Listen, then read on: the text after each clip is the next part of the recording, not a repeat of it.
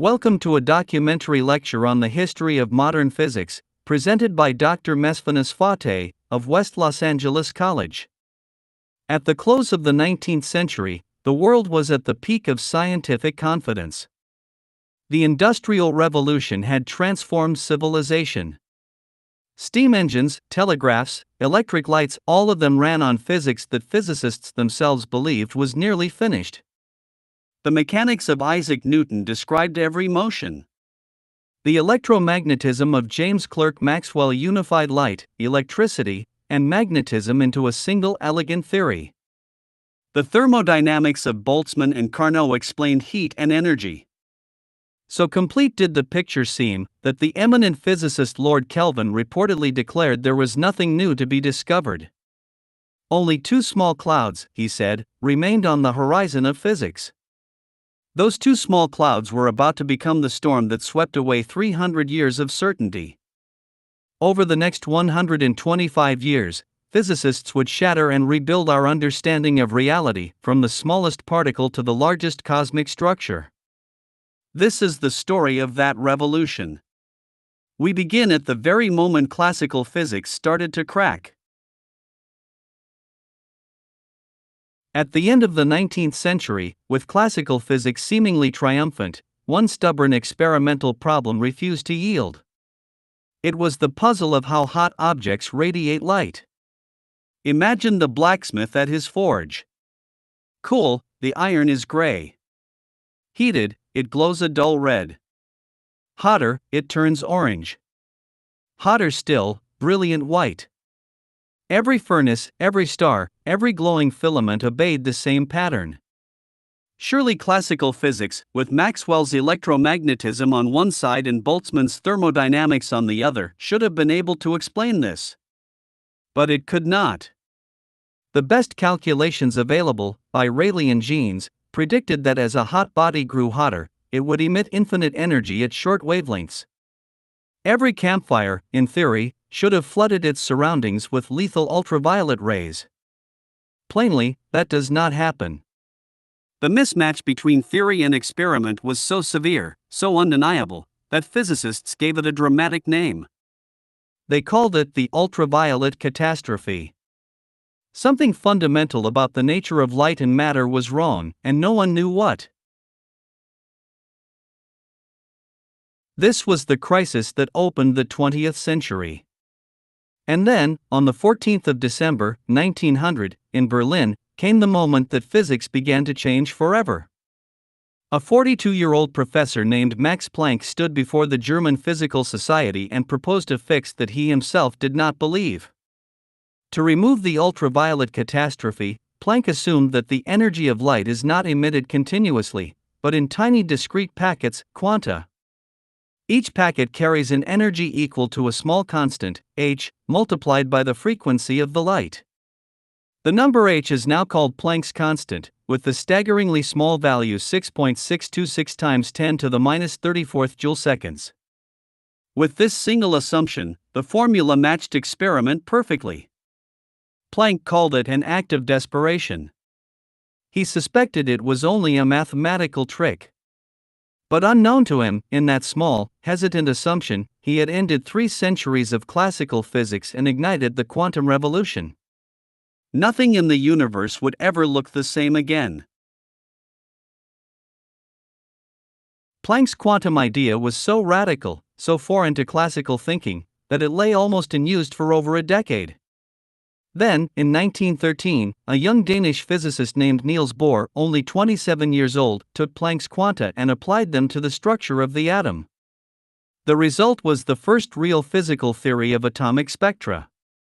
Bohr proposed that electrons cannot orbit the nucleus at any distance. They are restricted to specific, allowed energy levels. When an electron leaps down from a higher level to a lower one, it emits a single photon whose energy equals the gap between them. When it absorbs a photon of exactly the right energy, it leaps up. Watch this in our simulation. Excite the electron, and it climbs to a higher orbit, then falls back, releasing a perfect, discrete packet of light. With this picture, Bohr explained, to 4 decimal place accuracy, every spectral line of hydrogen, the sharp colored lines that until then had been pure mystery. Every neon sign, every laser, every star's fingerprint of light traces back to these quantum jumps inside the atom. And the significance of these quantum jumps would only become clearer with time. For Planck's tiny constant, the desperate little fix, turned out to be the cornerstone of the entire modern world. Without quantization, no transistors, no semiconductors, no integrated circuits. No lasers, no fiber optics, no compact discs. No light-emitting diodes, no flat panel displays, no medical imaging. No solar panels, no photovoltaics, no electron microscopes. No smartphone in your pocket. Every piece of electronic technology that defines 21st century life is built directly on the quantum idea Planck reluctantly proposed in 1900. The 20th century, in a very real sense, was built on a single number, 6.626 times 10 to the minus 34th. A number so absurdly small it took 200 years of classical physics not to notice that it was not zero. But the story did not end there. A deeper mystery was about to emerge, in a far more unlikely place than Berlin's lecture halls. At this point in history, 1905, physics seemed to be sliding gently into the new century. The quantum was an oddity confined to one technical problem. Maxwell's electromagnetism still ruled. Newton's mechanics still ruled. And then came a year unlike any other in the history of science. In a small office in the Swiss Federal Patent Office in Bern, a 26-year-old patent examiner sat at his desk during the day, examining applications for electrical inventions. His name was Albert Einstein. He had failed to find an academic position. He spent his evenings on physics. In a single calendar year, 1905, he published 4 papers, each of which would have made another physicist's career. In March, he extended Planck's quantum idea and proved that light itself comes in particles, now called photons. In May, he analyzed the jiggling of pollen grains in water and proved beyond doubt that atoms are real. In June, he overturned Newton's notion of absolute space and time, founding the theory of special relativity. And in September, a brief 3-page addendum to that paper produced the most famous equation in science, E equals mc squared. For revolutions, by one man, in 12 months. Physicists call it the annus mirabilis, the miracle year. Building on Planck's idea, Einstein took the quantum from a mathematical trick to a physical reality. Shine red light on a metal, even very bright red light, and no electrons come out. Shine dim blue light on the same metal, and electrons fly. Classical wave theory of light could not explain this. The amount of energy in a wave depends on its brightness, so even a faint blue beam should not be able to do what an intense red beam cannot. Einstein's answer was simple, audacious, and correct. Light is not a continuous wave. It is a stream of photons, each carrying a single quantum of energy. If one photon has enough energy to overcome the binding of an electron, what we call the work function, it ejects one electron. If it does not, no number of weak photons will help. It is a one-on-one transaction at the quantum scale. This single insight, the photoelectric effect, was so important that it was the work for which Einstein won his Nobel Prize, 16 years later, in 1921. Not relativity, which the committee still considered too speculative, but the photon. While the quantum was changing our picture of light, Einstein's special relativity was about to change our picture of space and time themselves. 3 months after his relativity paper, in September 1905, Einstein published a brief sequel titled, in German, "Does the inertia of a body depend upon its energy content?" The answer, he showed, was yes. Mass and energy were not two separate things. They were two faces of the same thing, interchangeable through a single, devastating equation, E equals mc squared. C squared, the speed of light squared, is roughly 9 times 10 to the 16th, 90,000 trillion. This means that the energy locked inside a single gram of ordinary matter, if fully released, equals the explosive force of 20,000 tons of TNT. Drag the slider, and watch the energy stored in a tiny mass grow without bound. This is the principle that powers the sun, by fusing hydrogen into helium. It is the principle behind every atomic reactor on Earth. It is the principle that, for decades later, would unleash the most fearsome weapon humanity ever built. From a 3-page addendum in a Swiss patent office, the world was permanently changed. But the deepest revolution in Einstein's 1905 papers was not about energy. It was about time. Einstein's special relativity rested on two startlingly simple postulates. First, the laws of physics are the same for all observers moving at constant velocity. Second, the speed of light in vacuum is the same for every observer, no matter how fast they themselves are moving. From these two statements, and only these two, Einstein derived a conclusion no one was prepared for.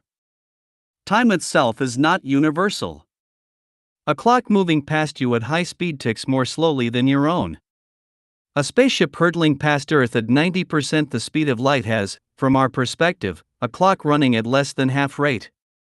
And in the direction of motion, lengths contract. This was not a trick of perception. It was real and measurable. We know it is real because cosmic ray muons, particles born high in the atmosphere, reach the ground in numbers far greater than their short lifetime should allow, unless we believe their internal clocks have slowed exactly as Einstein predicted. The clockwork universe of Newton, with its absolute ticking time, had ended. By the end of 1905, physics had a new vocabulary. Light was both wave and particle. Mass and energy were the same currency, exchangeable at the rate of c². Space and time were no longer two separate dimensions but a single, woven fabric, spacetime, that could stretch and contract depending on motion. The most remarkable thing about all of this is its source. Not a university. Not a great national laboratory. A patent clerk, 26 years old, sitting at a wooden desk in Bern. By the end of that single year, Einstein had transformed mechanics, electromagnetism, and thermodynamics in ways that would echo through every laboratory and every observatory for the next century. But he was far from finished. Special relativity had handled motion at constant velocity. It had said nothing about acceleration and nothing about gravity. Newton's law of gravity, 2 centuries old, still ruled the planets. And Newton's gravity had a hidden flaw, one that Einstein himself was already beginning to see. The next 10 years of his life would be devoted to that single problem. Newton's theory of universal gravitation had stood unchallenged since 1687. Apples fell. Planets orbited. Comets returned on schedule.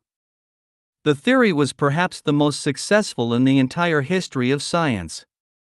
And yet, hidden inside it, there was a quiet contradiction. Newton himself had been troubled by it. In his theory, gravity acted instantaneously across any distance. If the sun were to vanish in this moment, the Earth, by Newton's law, would feel the gravitational change in the very same instant, before the sun's light had time to fade from the sky. After Einstein's 1905 paper, this was no longer tolerable. Nothing, not light, not matter, not information, and not even gravity, can travel faster than light. The theory of gravity had to be rewritten. Einstein spent the next decade in pursuit of that rewrite. He later called those years the happiest, the most painful, and the most intellectually demanding of his life. The new theory would emerge in November 1915. And it would change forever our picture of space, time, and the very geometry of reality. In the middle of his decade-long struggle, in 1907, Einstein had what he would later call the happiest thought of his life. He noticed something that everyone had always known, but no one had taken seriously. A person falling freely in a gravitational field does not feel their own weight. An astronaut in orbit, an apple dropping from a tree, a skydiver before the parachute opens, none of them experiences any sensation of gravity. In free fall, gravity simply vanishes. This is the equivalence principle. It says that gravity is not a force in the conventional sense, like the push of your hand or the pull of a magnet. It is something deeper and stranger. Gravity is something about the structure of space and time themselves. From this single insight, like the seed of a great tree, Einstein grew the entire theory of general relativity. He built it slowly, painfully, over 8 more years. By the autumn of 1915, the work was nearly complete. He had been led, by the equivalence principle, to a conclusion no physicist had imagined. Space and time were not a passive stage on which matter moves. They were active participants, bending and warping in response to mass. Einstein's central insight, finalized in November 1915, can be expressed in a single line, though that line conceals 10 coupled nonlinear partial differential equations. Mass and energy curve the four-dimensional fabric of spacetime. Objects do not fall because something pulls them. They fall because they are following the straightest possible path through curved space. A heavy planet, like the Sun, creates a deep gravitational well around itself. The Earth orbits not because the Sun reaches out and tugs on it, but because the Earth is following the local curvature of space. Pick up a basketball and drop a marble onto its surface. The marble rolls toward the basketball not because the basketball pulls, but because the rubber of the basketball is curved. Watch our simulation. Drag the mass slider, and the rubber sheet deforms. The deeper the well, the stronger the gravity. The planet orbits inside that well. There is no force pulling. There is only geometry.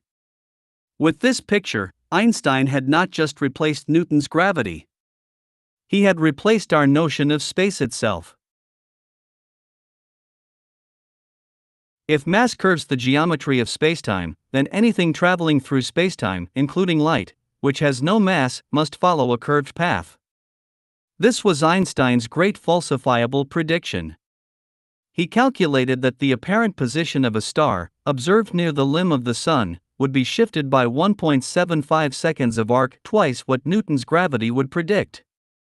The only way to see such a tiny shift was during a total solar eclipse, when the Sun's blinding glare is briefly hidden. On the 29th of May, 1919, the British astronomer Sir Arthur Eddington led an expedition to the small island of Principe, off the coast of West Africa. He photographed the stars near the eclipsed Sun. When he developed the plates and measured the shifts, the answer was exact, Einstein's value, not Newton's. The news traveled around the world. The Times of London ran the headline, "Revolution in Science. New Theory of the Universe. Newtonian Ideas Overthrown." By the end of 1919, Albert Einstein had become the most famous scientist alive, and general relativity had passed its first great test. But the strangest consequence of general relativity arrived almost immediately, in 1916, within months of Einstein publishing his equations. A German astrophysicist named Karl Schwarzschild, serving on the Eastern Front during the First World War, solved Einstein's field equations for the simplest possible case, a single spherical mass in empty space. Schwarzschild's solution revealed something extraordinary. If a mass is compressed below a critical radius, now called the Schwarzschild radius, the curvature of spacetime around it becomes so extreme that nothing can escape. Not light. Not matter. Not information itself. The boundary of no return is called the event horizon. Schwarzschild had discovered, in mathematics, what we now call a black hole. He sent his solution to Einstein, who was astonished. Schwarzschild himself died of a rare skin disease contracted at the front just 6 months later. He never saw what would follow. For decades, physicists treated his solution as a mathematical curiosity, too extreme, surely, to exist in nature. We now know better. Black holes are real, they sit at the center of nearly every galaxy, and they shape the largest structures in the universe. While Einstein was rebuilding gravity from the ground up, on the other side of physics a separate revolution was gathering momentum. The quantum was awakening. In 1923, a young French aristocrat turned physicist named Louis de Broglie wrote a doctoral thesis containing what may have been the strangest proposal in the history of science. Einstein had shown that light, which we had thought to be a wave, also behaves as a stream of particles. De Broglie now asked the reverse question. If waves can be particles, can particles be waves? He proposed that every moving particle carries an associated wavelength, equal to Planck's constant divided by its momentum.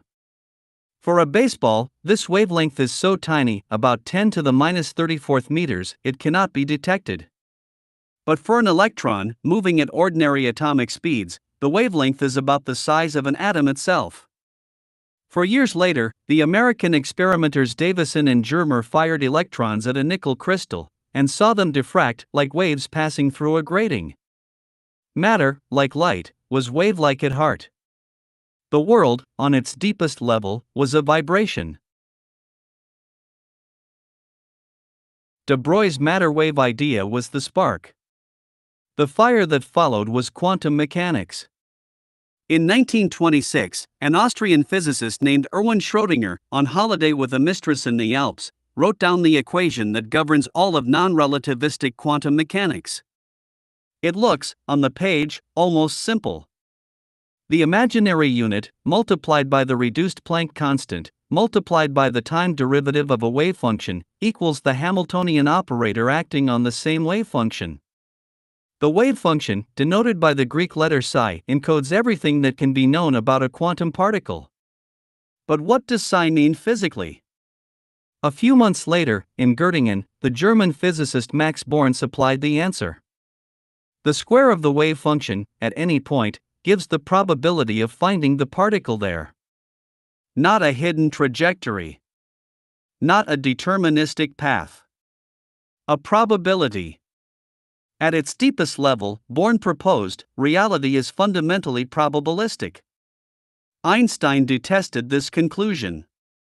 God does not play dice with the universe, he said. But the experiments would prove, again and again, that God plays exactly that game. The dice are real. If position itself was probabilistic, where would the strangeness end? In 1927, a brilliant young German physicist named Werner Heisenberg, only 25 years old, discovered a fundamental limit built into the very fabric of reality. The uncertainty principle. It states that the position and the momentum of any particle cannot both be precisely defined at the same instant. The product of their uncertainties must be at least Planck's constant divided by 4 pi. Squeeze the position uncertainty smaller, and the momentum uncertainty must grow. Pin down the momentum, and the position blurs into a cloud. This is not a statement about the limits of our measuring devices. It is a statement about reality itself. At quantum scales, particles do not have simultaneous definite positions and momenta. The universe is genuinely fuzzy on its smallest scales. And remarkably, that fuzziness is the reason matter is stable. Without the uncertainty principle, electrons would spiral into nuclei within a fraction of a second, and there would be no atoms, no chemistry, no life. The fuzziness of quantum mechanics is precisely what allows the solid world to exist. At the heart of this strange new physics lies the experiment that, in Richard Feynman's words, contains the only mystery of quantum mechanics. The double-slit experiment. Fire individual electrons, one at a time, at a barrier with 2 narrow slits. Each electron arrives at a detector behind as a single dot. This looks, at first, like particles. But after thousands of electrons accumulate, those dots assemble themselves into a striped pattern, light and dark bands of high and low electron density. This is an interference pattern. It is what waves do. Each single electron, somehow, has passed through both slits at once and interfered with itself. Now place a small detector at one of the slits to see which path the electron really took. Make the measurement. The interference pattern instantly disappears. The electron behaves as a particle again. The mere act of observing has changed the outcome. This is not philosophy. This is the experimental basis of all quantum technology, from cryptography to quantum computers. The observer is not separable from the observed. Reality and measurement are bound together. And from this strange, probabilistic, wave-particle reality emerged perhaps the most consequential quantum phenomenon of all: quantum tunneling. A classical ball, rolled toward a hill, must have enough kinetic energy to reach the top. If not, it rolls back. Always. A quantum particle obeys no such law. Its wave function, even inside a classically forbidden region, does not vanish. It only decays exponentially. If the barrier is thin enough, the wave function emerges on the other side. The particle has tunneled through what should have been impassable. This is not a curiosity. It is why the sun shines. Deep inside the sun, protons must fuse to release energy. But by classical physics, the sun is not hot enough, the protons should not be able to overcome their mutual electric repulsion. Yet they do. They tunnel through the barrier, slowly but persistently, for billion years and counting. Closer to home, the flash memory in your phone, every USB drive, every solid-state disk writes its bits by tunneling electrons through insulating layers. Quantum mechanics is not abstract. It is in your pocket and in every star you see. By the late 1920s, quantum mechanics had reshaped our understanding of the atom. But it had a critical limitation.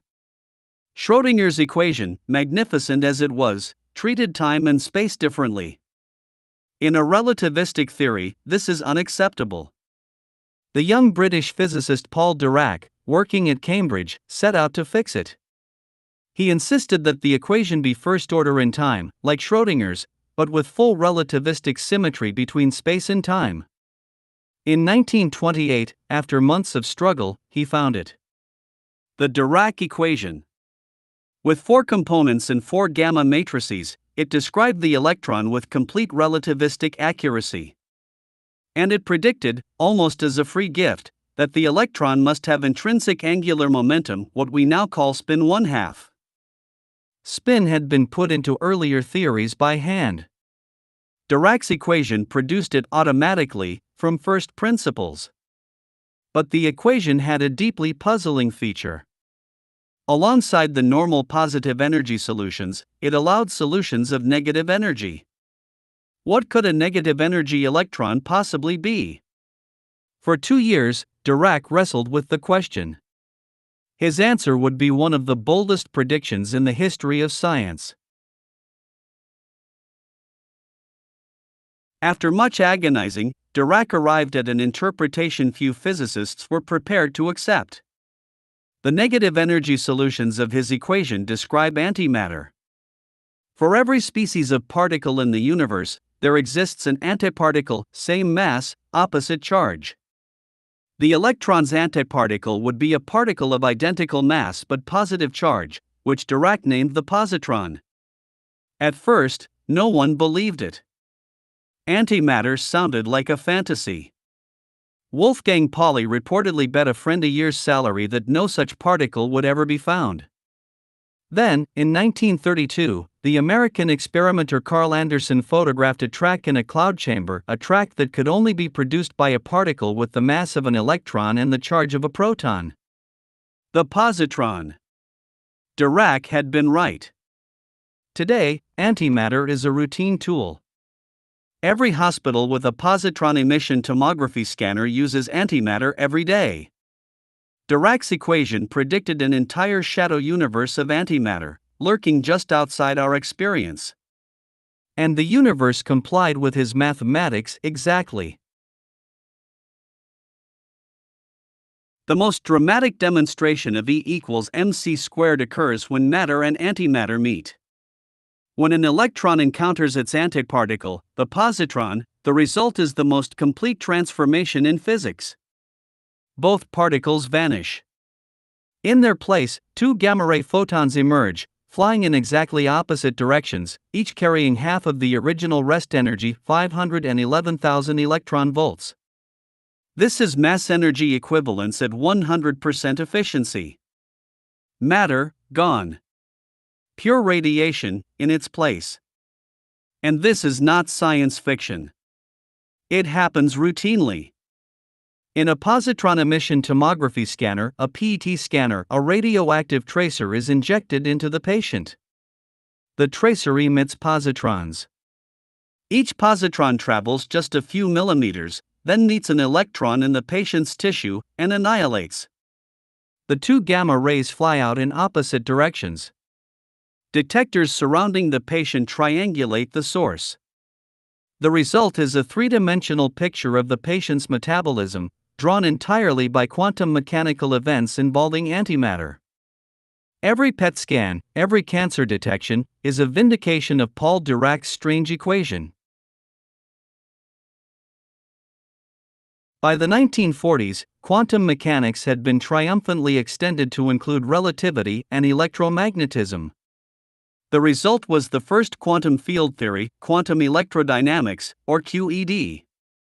But the theory was riddled with mathematical infinities. Calculations diverged. Predictions seemed impossible. Then, in the late 1940s, three physicists, Richard Feynman at Cornell, Julian Schwinger at Harvard, and Shinichiro Tomonaga in Japan, independently discovered how to extract finite, sensible answers. They shared the Nobel Prize for it in 1965. Feynman, with his trademark style, also introduced a graphical method that revolutionized how physicists think. Each line in a Feynman diagram represents a particle propagating through space and time. Each vertex represents an interaction. Each diagram corresponds to a calculable mathematical expression. Watch the simulation, two electrons exchanging a virtual photon, the carrier of the electromagnetic force.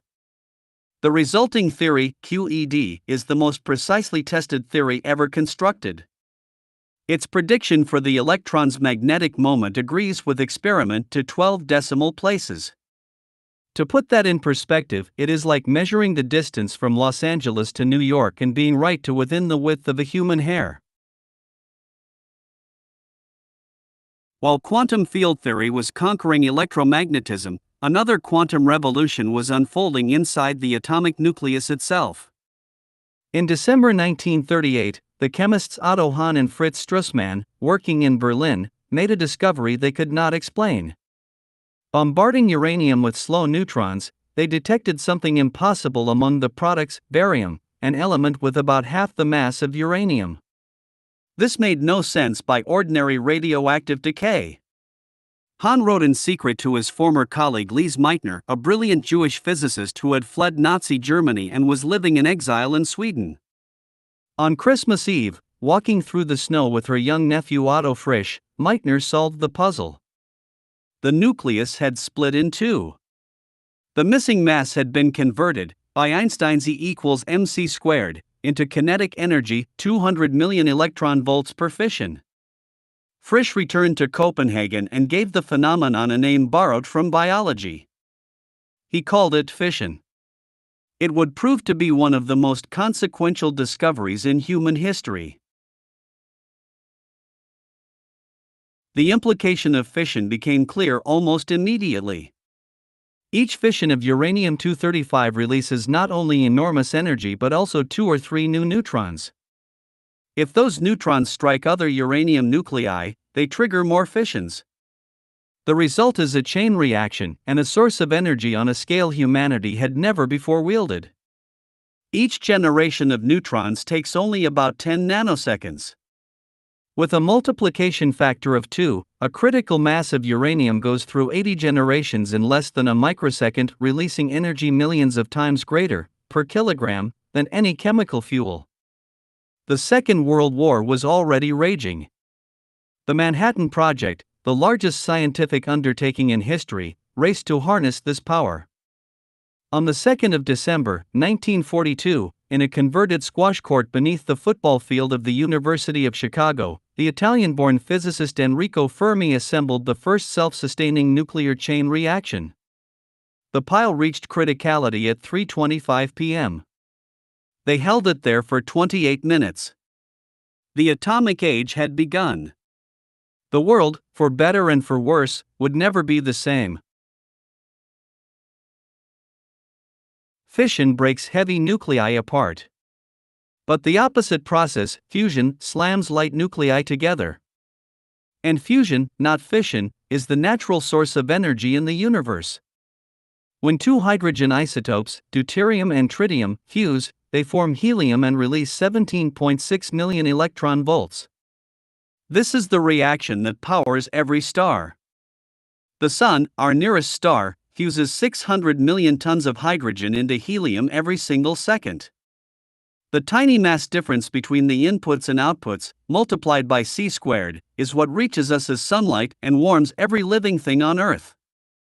To replicate fusion on Earth has been the dream of physicists for 70 years. The International Thermonuclear Experimental Reactor ITER, under construction in southern France, aims to produce 500 megawatts of fusion power. Several private companies are racing to deliver fusion energy to the grid this decade. If we succeed, the energy question of human civilization is solved permanently. Hydrogen is the most abundant element in the universe. Fusion produces no long-lived radioactive waste. It would be, quite literally, the gift of starfire domesticated. While fusion and fission revealed new sources of energy, the same physics also gave us a remarkable kind of clock. Radioactive decay is the simplest non-trivial random process in nature. Each unstable atom has, at every moment, a fixed probability of decaying in the next instant. The atom has no memory. It does not know how long it has been waiting. Take a large population of such atoms, and the population decays exponentially. The time for half the atoms to decay is called the half-life.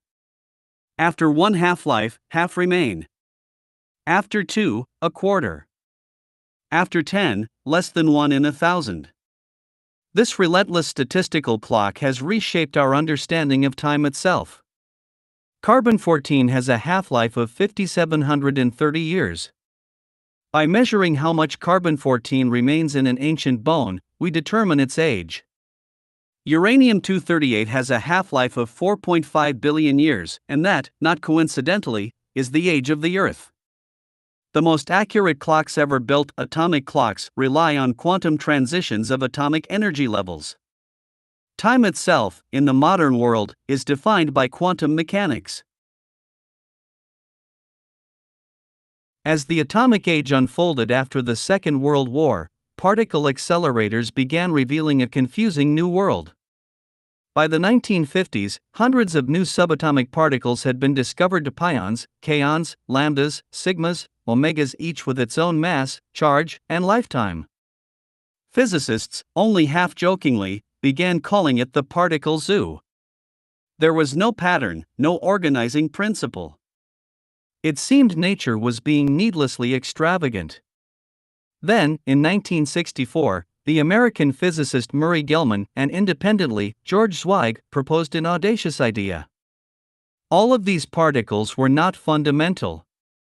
They were composites, built from a small set of true building blocks. The fundamental constituents, Gell-Mann said, were three new particles: up, down, and strange. He named them quarks, a word he borrowed from James Joyce's novel Finnegan's Wake. Every proton, every neutron, every meson, every baryon, all of them were combinations of these. With time, three more quarks were added: charm, bottom, and top. The chaos of the particle zoo had been transformed into a clean periodic table of fundamental matter. The quark picture rewrote our understanding of ordinary matter, including the matter we ourselves are made of. A proton is not a hard little ball. Look inside, and you find a frantic, churning composite. Three quarks, two up and one down, are bound together by a fierce field of gluons. The gluons are themselves quantum particles, the carriers of the strong force. They are constantly emitted and reabsorbed at near light speed, creating a sea of virtual particles within. And here is the truly remarkable fact, which still astonishes physicists. The three quarks together weigh less than 2% of the proton's total mass. The other 98% is the energy of the gluon field. By Einstein's E equals mc squared, that energy is mass. So when you weigh yourself, 98% of what the scale reads is not solid matter. It is the energy of gluons flickering in and out of existence at the speed of light, inside every proton and neutron of every atom of your body. You are mostly empty space, with a smaller than expected core of quarks held together by particles that have no mass of their own. The strong nuclear force, which binds quarks together, has one of the strangest properties in all of physics. Unlike electromagnetism or gravity, which both weaken with distance, the strong force grows stronger as you pull quarks apart. Try to separate two quarks, and the force pulling them back increases. At some point, the energy stored in the bond becomes great enough to create a brand new quark-antiquark pair out of the vacuum. The original bond snaps, but instead of two free quarks, you end up with two pairs of bound quarks. You can never isolate a single quark in nature. This phenomenon is called confinement, and it is built into the deep structure of the theory. The color charge carried by each quark, labeled red, green, or blue, is exchanged by particles called gluons. The full theory is called quantum chromodynamics, abbreviated QCD. It is the most computationally demanding theory in physics, requiring some of the world's most powerful supercomputers to make predictions. Yet, in its domain, QCD works to extraordinary precision, and it explains, ultimately, why a proton has the mass it has. But how do the elementary particles get their mass in the first place? Why does an electron weigh what it weighs? Why is the top quark 170,000 times heavier than the up quark? The Standard Model answers with one of the most elegant and unexpected ideas in physics, the Higgs mechanism. Proposed in 1964 by Peter Higgs and several others, it postulates an invisible field that fills all of space. The Higgs field has a peculiar shape visualized as a Mexican hat, with a peak in the center and a circular valley around it. In the earliest moments after the Big Bang, the field sat on the symmetric peak. As the universe cooled, the field rolled down into the asymmetric valley below. This is called spontaneous symmetry breaking. After the symmetry broke, the W and Z bosons, previously massless, acquired enormous masses, 80 and 91 gigaelectron-volts respectively. Quarks and electrons gained their masses through their coupling to the Higgs field. Without the Higgs mechanism, there would be no atoms, no chemistry, no us. We are, literally, sustained by a broken symmetry frozen into the vacuum. And so, after a century of work by thousands of physicists, the Standard Model emerged. It contains, in total, 17 fundamental particles. 6 quarks, up, down, charm, strange, top, bottom. 6 leptons, the electron, the muon, the tau, and their 3 neutrinos. 4 gauge bosons, the photon, the gluon, the W, and the Z. And 1 Higgs boson, the keystone of the entire edifice. From these 17, every atom in your body is constructed. Every chemical reaction is governed. Every nuclear process is explained. The Standard Model is the most precisely tested theory in the history of science. Its predictions agree with measurements to 12 decimal places. And yet, and this is critical, we know it is not the final theory. It says nothing about dark matter. Nothing about dark energy. Nothing about why neutrinos have any mass at all. Nothing about gravity. Something larger awaits, beyond the Standard Model. We do not yet know its shape. But there are clues, and most of those clues come not from particle accelerators, but from looking up at the night sky. While particle physicists were charting the smallest scales of nature, astronomers were beginning to chart the largest. In the 1920s, at the Mount Wilson Observatory in California, Edwin Hubble pointed the world's largest telescope, the 100-inch Hooker, at faint smudges of light that some still believed were nebulae within our own galaxy. He proved otherwise. They were other galaxies, far beyond the Milky Way. And when he measured the light from those distant galaxies, he found something extraordinary. The light was redshifted, its wavelengths stretched. Hubble interpreted this as a Doppler shift. The galaxies were moving away from us. Stranger still, the further away a galaxy lay, the faster it was receding. The relationship was linear. Hubble had discovered, in 1929, that the universe is expanding. Every galaxy moves away from every other galaxy. Space itself, the very fabric of the cosmos, is stretching. Run that movie backward, and the entire universe must once have been compressed into a single infinitesimal point. We now call that beginning the Big Bang. With Hubble, cosmology became a science. But the cosmic picture deepened in disturbing ways in the 1970s. The American astronomer Vera Rubin, working at the Carnegie Institution, set out to measure how stars orbit within distant spiral galaxies. By Newton's laws and Kepler's laws, the answer should have been simple. Stars near the center of a galaxy, where most of the mass resides, should orbit fast. Stars far from the center, where there is little mass beyond them, should orbit slowly. Exactly as Neptune moves slower than Mercury in our own solar system. But Rubin's data, gathered over years from dozens of galaxies, showed something else entirely. The orbital speeds did not fall off with distance. They stayed flat. To keep those outer stars in orbit, there had to be far more mass than the visible stars and gas could account for. About 5 times more. This invisible mass is now called dark matter. We have never detected it directly. We do not know what it is made of. But we know it surrounds every galaxy. It outweighs ordinary matter by 5 to 1. And without it, no galaxy could exist. As cosmology matured, an even more remarkable discovery arrived almost by accident. In 1965, 2 engineers at Bell Laboratories in New Jersey, Arno Penzias and Robert Wilson, were trying to calibrate a sensitive microwave antenna. They could not eliminate a faint, persistent hiss in their data. They checked every cable. They cleaned the pigeon droppings out of the horn. The signal remained. It came from every direction in the sky, with equal intensity, day and night, summer and winter. Penzias and Wilson had stumbled onto the cosmic microwave background, the afterglow of the Big Bang itself. 380,000 years after the universe began, it cooled just enough for electrons to combine with nuclei into neutral atoms. At that moment, the formerly opaque universe suddenly became transparent. The light released that day has been traveling ever since, stretched by the expansion of space to microwave wavelengths. Today, its temperature is just 2.725 degrees above absolute zero. We see it in every direction we look.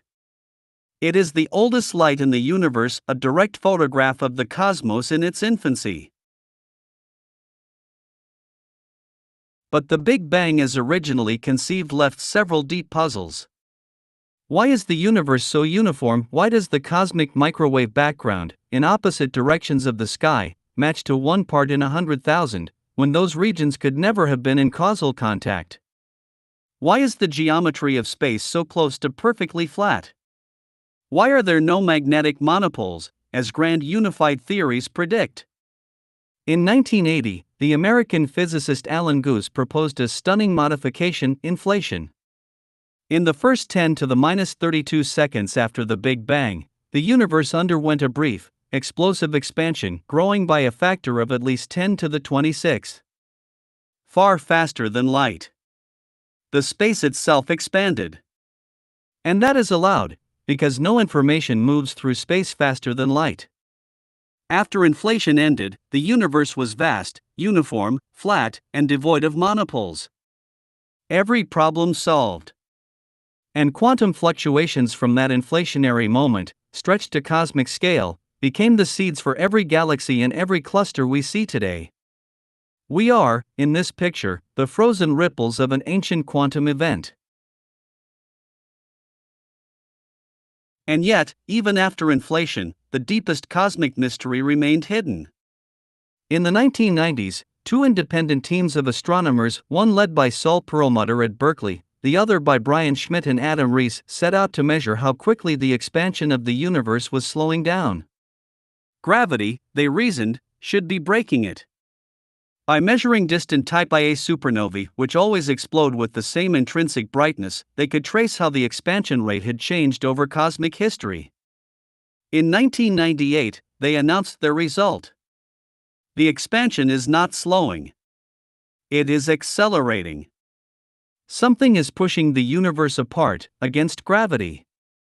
They named it dark energy. They had no idea what it was. They still do not. Dark energy accounts for 68% of the total energy density of the universe. Dark matter accounts for 27%. Ordinary matter, stars, planets, gas, dust, every atom we have ever seen, everything that makes up you and me, accounts for just 5%. We live in a universe that is 95% unknown. The Nobel Prize for this discovery was awarded in 2011. As the 21st century opened, physics turned to confirming the predictions of the past century. The Higgs boson had been predicted, on paper, in 1964.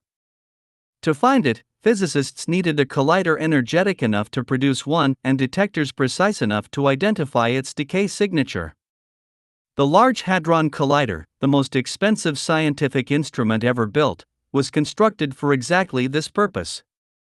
A 27-kilometer ring beneath the French-Swiss border. Two beams of protons accelerated to nearly the speed of light, colliding head-on 1 billion times per second. After 3 years of running and 700 trillion proton-proton collisions, on the 4th of July, 2012, two independent experiments, ATLAS and CMS, announced the same result. A new particle, mass approximately 125 gigaelectronvolts. The Higgs boson. The final missing piece of the Standard Model. Nobel Prize, 2013, awarded to Peter Higgs and François Englert, who had waited nearly half a century to see their prediction confirmed. 48 years from theory to discovery. The Standard Model was complete. 3 years later, an even older Einstein prediction was finally vindicated. In 1916, just months after publishing the field equations of general relativity, Einstein noticed that they predicted gravitational waves. Accelerating masses, he showed, must radiate ripples in spacetime itself, ripples that stretch and squeeze space as they pass. Einstein himself thought the effect would be too small to ever be detected directly. He was nearly right. To measure a gravitational wave required measuring a fractional length change of about 1 part in 10 to the 21st, equivalent to 1/10,000th the width of a proton, over a baseline of kilometers. For decades, no one thought it was possible. The Laser Interferometer Gravitational Wave Observatory (LIGO) was built to do exactly that. On the 14th of September, 2015, at 9:51 Universal Time, the two LIGO detectors, one in Hanford, Washington, one in Livingston, Louisiana, registered a chirp. A signal lasting 0.2 of a second. The waveform matched, exactly, the predicted signal of two black holes, each 30 solar masses, merging 1.3 billion light-years away. A century after Einstein, astronomy had ears. The signal LIGO heard was the audible scream of a cosmic collision. Two black holes, each about 30 times the mass of the Sun, had orbited each other for billions of years. As they orbited, they emitted gravitational waves. The waves carried energy away. The energy came from the orbital motion. The orbit shrank. The black holes accelerated.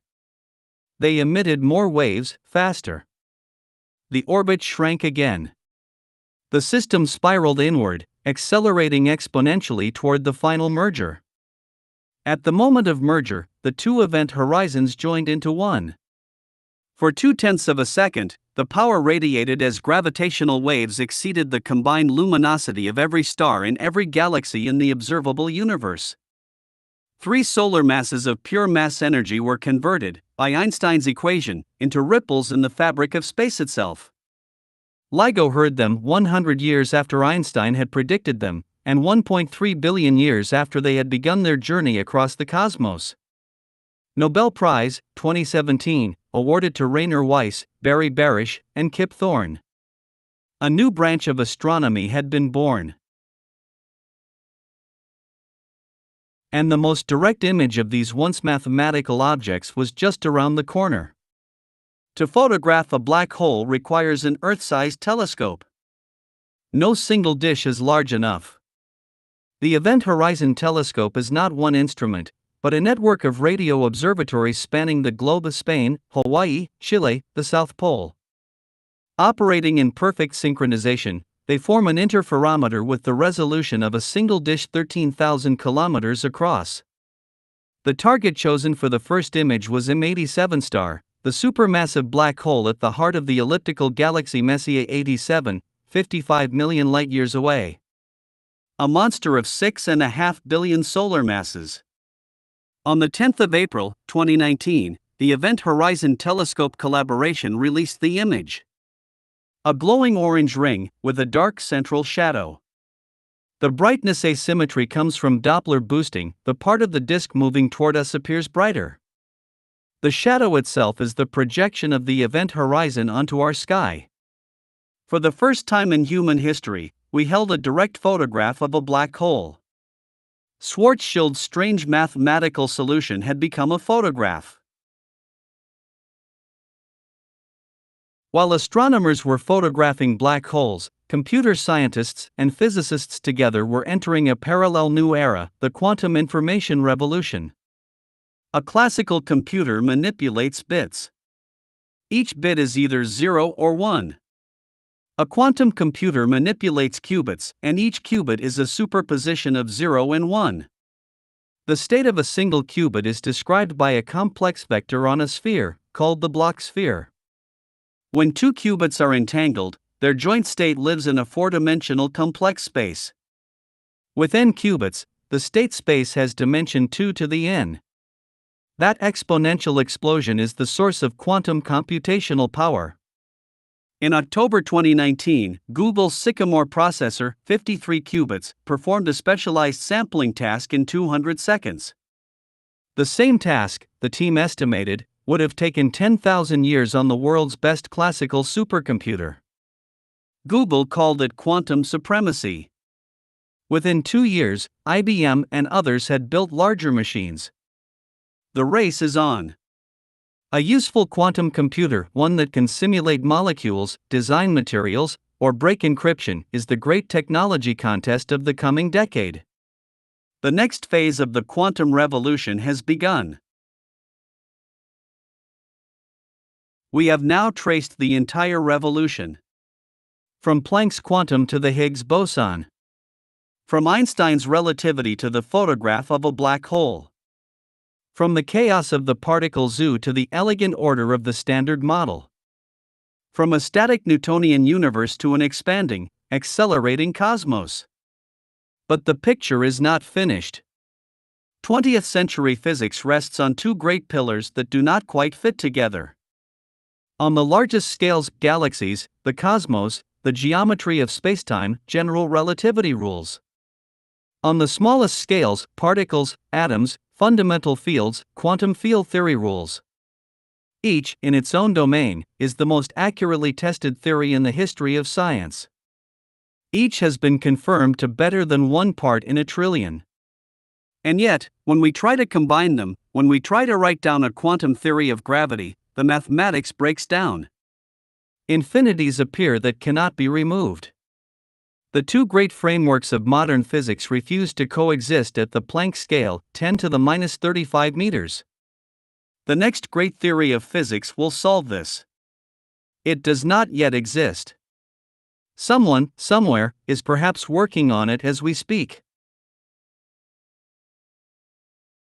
And there is more, much more, that we do not yet know. The Standard Model accounts for just 5% of the universe. The other 95% remains dark. We do not know what dark matter is. Decades of direct detection experiments in deep mine shafts, beneath mountains, at the South Pole, have come up empty. We do not know what dark energy is. It might be a cosmological constant. It might be something stranger. We do not know why the observable universe contains matter and almost no antimatter. The Big Bang should have produced equal amounts. The tiny excess that became us has no explanation in the Standard Model. We do not know why neutrinos have mass or how much. We do not know how to quantize gravity. We do not know whether the universe is alone, or one of many in a vast multiverse. We do not know what happened before the Big Bang, or whether the question itself has meaning. Physics is not finished. It is, in many ways, just beginning. The next generation of scientists, perhaps watching this lecture, will write the next chapter. In 125 years, just 5 great equations have utterly transformed our understanding of reality. Planck's relation: in 1900, the energy of a photon equals h times its frequency.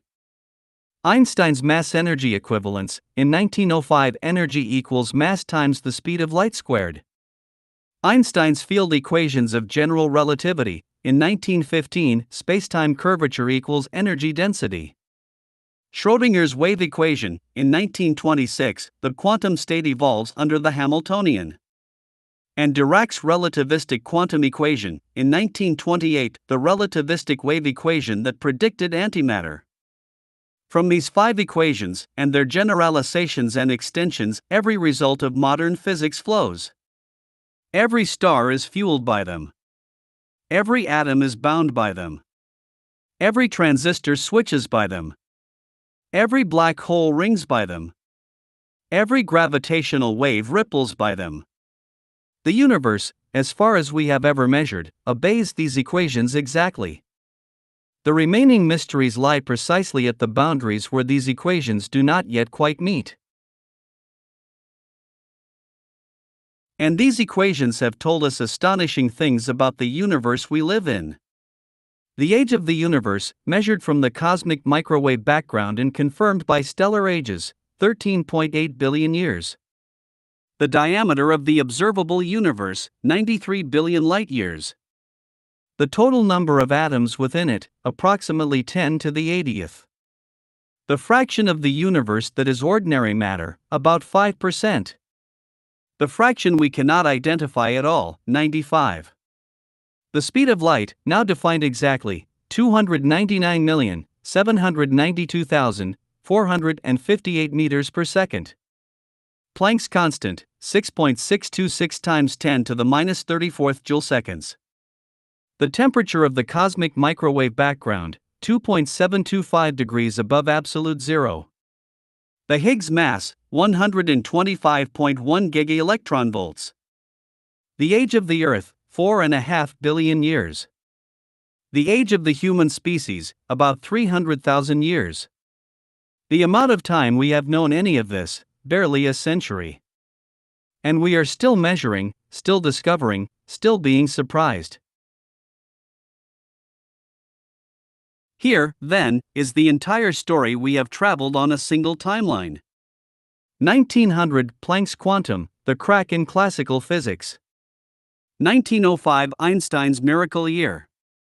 1915, general relativity completed. 1925 through 27, the birth of quantum mechanics. 1928, Dirac's equation, the prediction of antimatter. 1932, the positron and the neutron, both discovered. 1938, fission. 1942, Fermi's controlled chain reaction. 1964, the quark model and the Higgs mechanism, proposed in the same year. 1965, the cosmic microwave background, discovered by accident. 1974, dark matter, revealed by galaxy rotation curves. 1980, inflation, proposed to solve the puzzles of the Big Bang. 1998, dark energy, the cosmic acceleration. 2012, the Higgs boson, found. 2015, gravitational waves, heard for the first time. 2019, the first image of a black hole, and the demonstration of quantum supremacy. Each of these was, in its moment, a fundamental shift in how humanity understands the universe. And we are still inside this story. A practical question lingers. Why does any of this matter? Why should any of us outside of laboratories care about quantum field theory, or general relativity, or dark matter? The answer is, in fact, everywhere around you. The transistor, the building block of every computer, every phone, every digital device, is a direct application of quantum mechanics. The laser, central to every fiber optic cable, every barcode reader, every surgical instrument, is quantum mechanics. The GPS satellites in your phone correct, in real time, for both special and general relativistic time dilation. Without those corrections, GPS positions would drift by about 10 kilometers per day, rendering the entire system useless. The MRI scanner in every hospital, the nuclear reactor that supplies 10% of the world's electricity, the photovoltaic cell on every solar panel, the LED in every light bulb, all of them are direct consequences of the physics of the past 125 years. We live inside this revolution. And the next century is wide open. Quantum computing. Fusion energy. The direct detection of dark matter. The first quantum theory of gravity. The next Einstein is alive somewhere, right now, perhaps not yet aware of what they are about to do. Thank you for watching.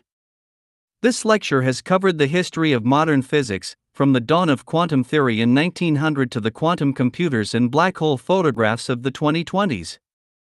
125 years of discovery. 10 major revolutions. Thousands of scientists.